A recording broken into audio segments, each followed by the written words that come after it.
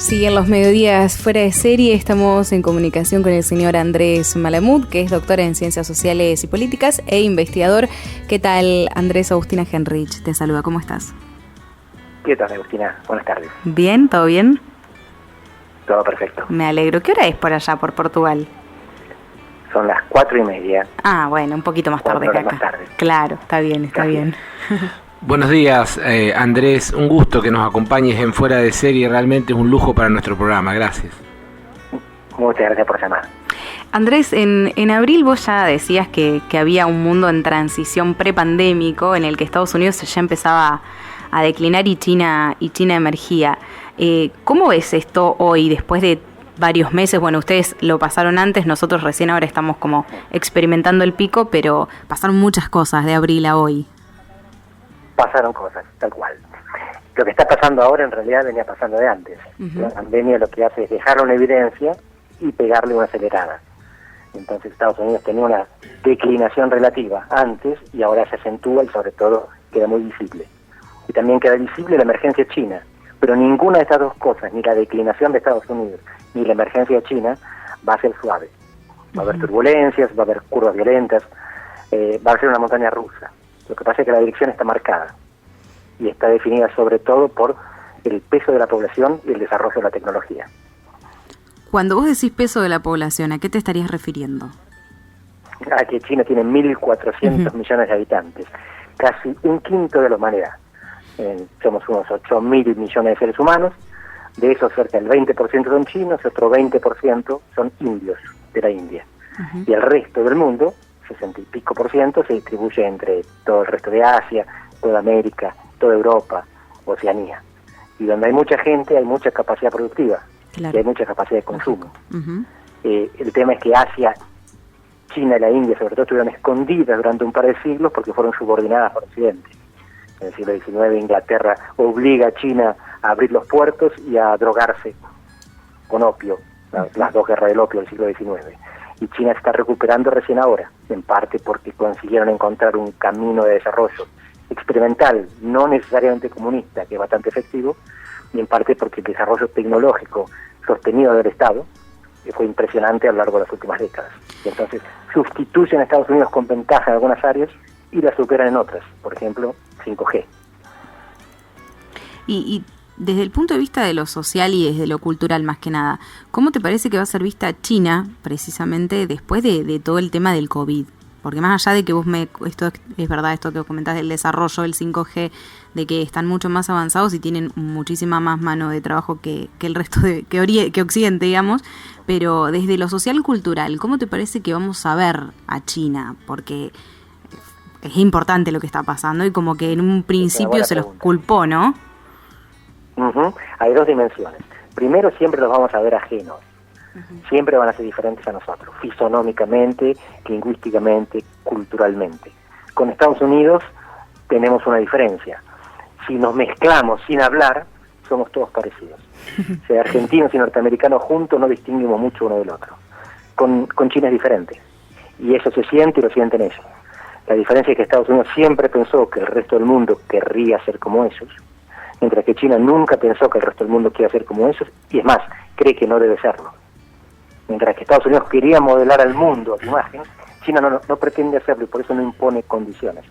Estados Unidos habitualmente llegaba con los portaaviones, con los destructores, y te decía cómo quería que fueran las cosas. China lo único que quiere es que le abras tus puertos, que le vendas tus productos o que le permitas hacer sus inversiones. Y no le importa cuál es tu régimen político, no le importa lo que hagas fronteras adentro, si matás o besás a tus ciudadanos. Así que es muy probable que, aún si le echamos la culpa por la difusión temprana del virus, se la perdonemos porque a cambio no nos pide nada. Uh-huh. Mientras que Estados Unidos siempre hace algún tipo de reclamo, salvo que tengas mucho petróleo como Arabia Saudita.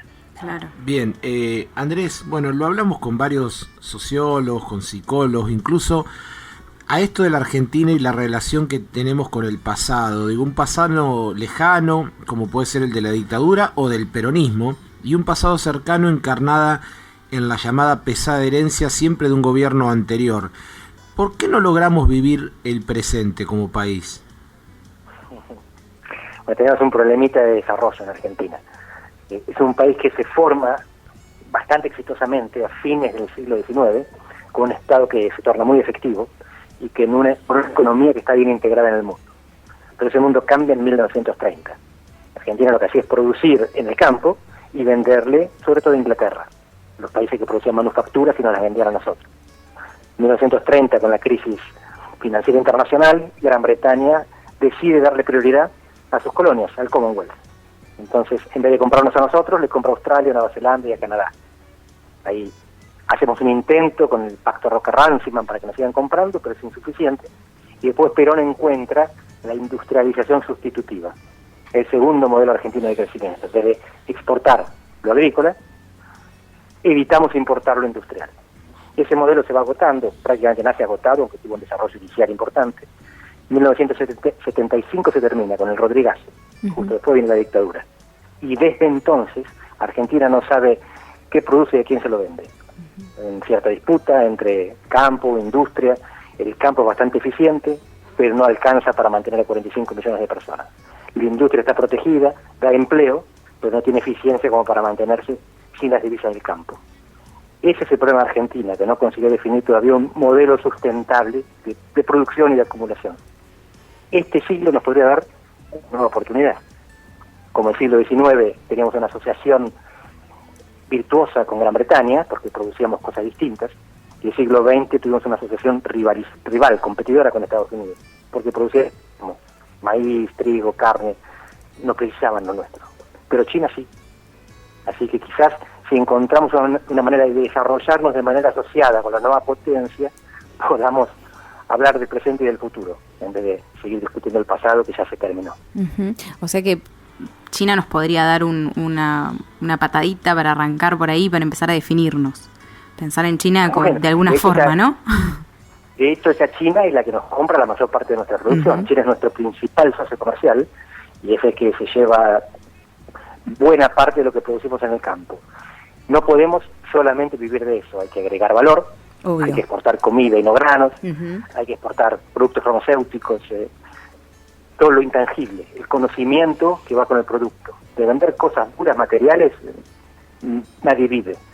Cuando un país te vende un superauto, lo que te vende es la tecnología, no los fierros. Claro, lógico. Los fierros son la parte menos valiosa del auto. Lo mismo pasa con casi todo lo que se produce.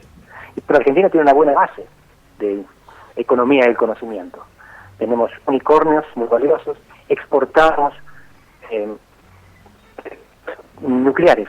El único desarrollo del mundo que le exporta tecnología nuclear a países desarrollados. Le vendimos centrales nucleares a Holanda y a Australia. Producimos satélites, producimos vacunas. Hay becas. Argentina tiene potencial. Lo que nunca tuvo es una macroeconomía eficiente que le permita rentabilizar a largo plazo de manera sustentable este potencial que tiene. Estamos quemando potencial todo el tiempo. Sí, también políticas que apunten a desarrollar esos sectores, ¿no? Que los identifiquen y los potencien, busquen potenciarlos. Sí, en realidad no es que el Estado tiene que potenciar, lo que tiene que hacer es garantizar que no te va a defaultear otra vez, o que no te va a llenar de impuestos. Tiene que mantener las cuentas, la macroeconomía estable, el empleo estable, el crecimiento estable, la inflación estable. Y después, Argentina tiene justamente, todavía, a pesar de la decadencia relativa, un buen nivel de educación y buenos nichos intelectuales. Intelectuales no de gente que escribe en los diarios, de gente que inventa cosas. Y eso se puede aprovechar. Lo que hace falta es que haya un contexto de estabilidad. Argentina tiene cosas muy lindas, por ejemplo, bajo nivel de violencia política, pero la estabilidad económica no es lo que nos caracteriza. Andrés, ¿te parece si te invitamos a que nos acompañes un segundo a escuchar un poquitito de linda música de Leo Guerra? Vamos a una pequeña tandita y seguimos charlando con vos en directo a Portugal. Seguimos en los mediodías fuera de serie, estamos en comunicación con Portugal, más precisamente con el doctor en Ciencias Políticas y Sociales e investigador, el señor Andrés Malamud. Estamos hablando con él un poco cuál es su perspectiva sobre la actualidad internacional, de todo un poco, ¿no es cierto? Todo un poco, realmente. Andrés, en el libro también hablas en tu libro, El oficio más antiguo del mundo, Secretos, mentiras y belleza de la política, hablas del Estado argentino y los límites. ¿Tiene límite un Estado gigantesco y muchas veces, si se lo permitimos, avasallante?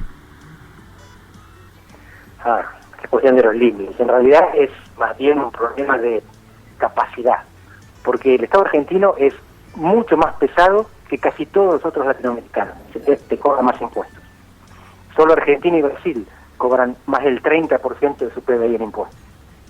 Esto pasa en grandes estados europeos también. La diferencia es que en Europa esos estados te dan salud pública de calidad, educación pública de calidad, seguridad, infraestructura, buenas rutas. En Argentina entonces el problema no es el límite, no es el peso del Estado, es que es lo que te da con ese peso. Y tenemos un Estado flojo, no tiene músculo. Lo que haría falta es tener un Estado, creo que era Fernando Enrique Cardoso, el presidente brasileño, hablando con Felipe González, ex primer ministro español, que decía un Estado Ipanema, que sea puro músculo, nada de grasa. Andrés, en el libro también, el que mencionabas, Baltasar, hablas de un sueño frustrado de la integración latinoamericana, del repunte de Brasil como un mito. ¿Cuál es el real problema del Mercosur? ¿Es un tema de egos de los países, de orientación política? Porque la verdad es que tenemos una historia de lucha conjunta y de crecimiento y de liberación como hermanos latinoamericanos, pero no logramos traer eso al siglo XXI. No, y vos lo estás planteando bien. Nos queremos mucho, pero nos necesitamos poco. Y nos necesitamos poco porque casi no tenemos nada que el otro precise. Lo que producimos es lo mismo: alimentos, energía, minerales. Donde hay una necesidad conjunta, por ejemplo, uno tiene mucha electricidad y el otro poca, hay cooperación. Estoy pensando Paraguay con Brasil o Paraguay con Argentina, las grandes represas en los ríos limítrofes. Pero después lo que nosotros producimos se lo vendemos a China o a Europa o a Estados Unidos. El comercio entre nosotros es muy bajo, la inmigración entre nosotros es relativamente baja. Con Bolivia y Paraguay es alta, con Brasil es muy baja. Y entonces, si tenemos que pensar en quién preferimos que nos reduzca los aranceles, pensamos en el país con el que comerciamos más, que es China, luego Estados Unidos o Europa. Y la integración en realidad en Europa surge para administrar lo que haces con el vecino. Que en jerga es la interdependencia. ¿Cuánta guerra o cuánto comercio haces con el vecino? Si es mucha guerra, hay que parar. Si es mucho comercio, hay que aumentar. La integración sirve para eso. Pero entre nosotros no hacemos casi nada. El Mercosur representa el 13% del comercio para sus miembros. Quiere decir que el resto del mundo representa el 87%. El mundo exterior de la región es más importante que la región. En Europa, la región son los 2/3. Cualquier país europeo tiene como principal socio otro país europeo. Y el tercero también, el cuarto también. Entonces el problema es que no nos necesitamos, no es que no nos integramos porque somos malos o tontos o corruptos. No nos integramos porque no precisamos la integración, no precisamos regular lo que hacemos en conjunto porque no hacemos casi nada en conjunto. Bien, la última consulta, Andrés, y agradeciéndote mucho tu tiempo. ¿Cómo visualizás, cómo te parece que será el mundo político después del COVID-19? Esa es una pregunta complicada. No me atrevo a hacer pronósticos, pero te puedo definir escenarios. Puede haber un mundo más amable en el que la Unión Europea no se desintegre, contenga las dinámicas internas de fragmentación y contribuya a la estabilización de sus alrededores. Y esto es muy importante porque los alrededores de la Unión Europea son África y Medio Oriente, de donde puede venir mucha turbulencia que se puede contagiar a otras regiones. Y puede venir un nuevo presidente en Estados Unidos, que es algo que antes de la pandemia era más improbable. No es que Joe Biden, que podría ser el candidato que le gana a Trump, sea la niña de nuestros ojos. No es el mejor presidente que uno se puede imaginar, pero va a ser realmente mucho más favorable a la cooperación internacional que el actual. Y cooperación internacional es lo que hace falta en un mundo en el que no hay reglas comunes, no hay instituciones prestigiosas que todos respeten. Hace falta recrearlas, como después de la Segunda Guerra Mundial. Y para eso hace falta cooperación entre Estados Unidos y China. Trump no parece muy cooperativo. Biden quizás lo sería un poco más. Si esto pasa, si Europa contiene la desintegración y se mantiene estable, si en Estados Unidos hay un cambio de gobierno más pro cooperación internacional, el mundo que viene la va a pasar muy mal, porque seremos todos más pobres después de la pandemia, pero se va a reconstruir. Si Trump reelige y la Unión Europea se desintegra, las cosas van a ser mucho más desagradables. Y fíjense que no les menciono a América Latina porque no es mucho lo que América Latina puede hacer. Vamos a hacer las cosas mejor o peor, pero dependemos mucho de lo que pase con los grandotes de afuera. Tal cual. Será una cuestión de voluntades, ¿no? Muchas muchas Ojalá gracias. acompañe. Tal cual, muchas gracias, Andrés, de verdad, un placer hablar con vos, ¿eh? Lo mismo digo, gracias por el llamado. Hasta luego. Hablábamos con el señor Andrés Malamud, que es doctor en Ciencias Sociales, Políticas e investigador. Muy esclarecedor, dirías vos, ¿no? Realmente, ¿no? Qué análisis integral, qué visión del mundo, qué visión de las relaciones entre los países, el foco en la integración, el foco en tener un proyecto que de alguna manera para que sea sustentable requiere una macro sana, esa cuenta pendiente que tenemos los argentinos, pero también destacó la potencialidad que tienen ciertos sectores en los cuales nosotros podemos destacarnos y podemos desarrollarnos como oportunidad más allá de los déficits que siempre claramente marcamos.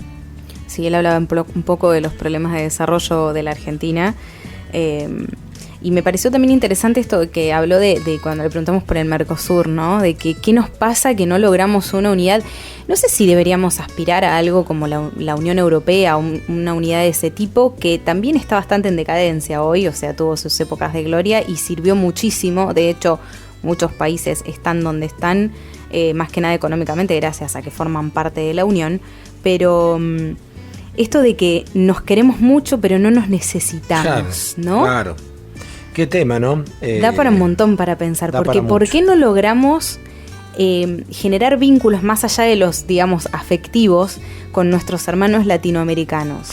Y bueno, venimos todos como de la misma madre, pero no logramos retomar ese vínculo. Yo creo que aparte de todo eso, la base de esa vinculación también, y haciendo un enorme paralelismo con Europa y con el mercado común, que como vos bien decís, tuvo épocas de gloria y ya no tanto, pero más allá de las ideologías que gobernaron Europa, a diferencia de lo que ocurre en América Latina, digamos, nuestros hermanos socios comerciales, cuando vira una cuestión ideológica y presiden un país y forman parte del bloque, después radicalmente cambian todo el avance que pudo haber habido en materias arancelarias, en materias de circulación de personas, es decir, en los diferentes estadios de integración, porque en sí mismo no tienen bases en políticas de Estado, y eso no es menor, porque eso hace que siempre estemos frenados como bloque, y me parece más inteligente dar una discusión